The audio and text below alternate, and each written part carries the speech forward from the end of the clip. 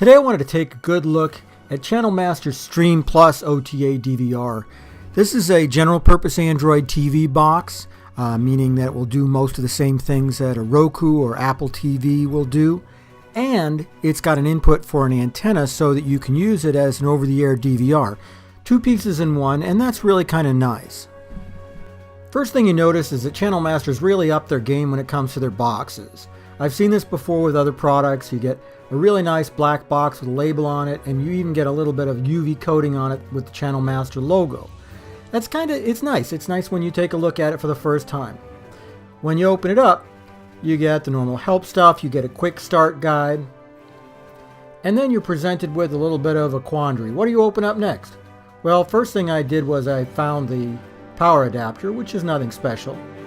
Then found the unit itself, and finally, took me a little bit of digging, but I eventually found the remote control. Hold on a second while I get the bag off of it. You can really see it a lot better without it. It is nice that it comes with some batteries though. There we go.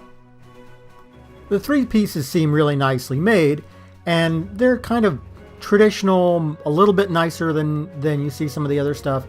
The sort of unique shape of the Stream Plus is nice because it's a recognition that not everybody keeps stuff in equipment cabinets anymore. But the problem is, what I'm seeing here is that the blue from the background is really bouncing off of these parts. Let's take them into the studio so you can see what they really look like. Without all that blue, you can really see the nice matte black appearance of the Stream Plus.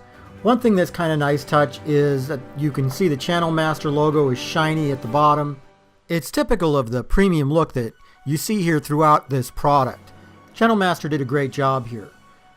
You got a full complement of ports out back. You have an optical in case you're hooking it up to a sound bar, antenna in, HDMI out, Ethernet in, although it also has Wi-Fi built in, power, and USB. The USB is used for an external hard drive to enable the DVR function. As I said, the power brick is really nothing much to talk about, but it's small and it stays out of the way. The remote itself is a really no-nonsense affair, which is nice. You get a DVR button, you get number buttons, but nothing too special, nothing too much to worry about. It is infrared so that you can hook it up to a universal remote if that's what you want to do. The nice addition, however, is that it's got a button for the voice search, which is something that's built into Android TV. We'll see that in the next video. Overall, Channel Master did a great job of providing a premium looking product, high design, good quality plastics. In the next video, we're going to see how it sets up and actually works.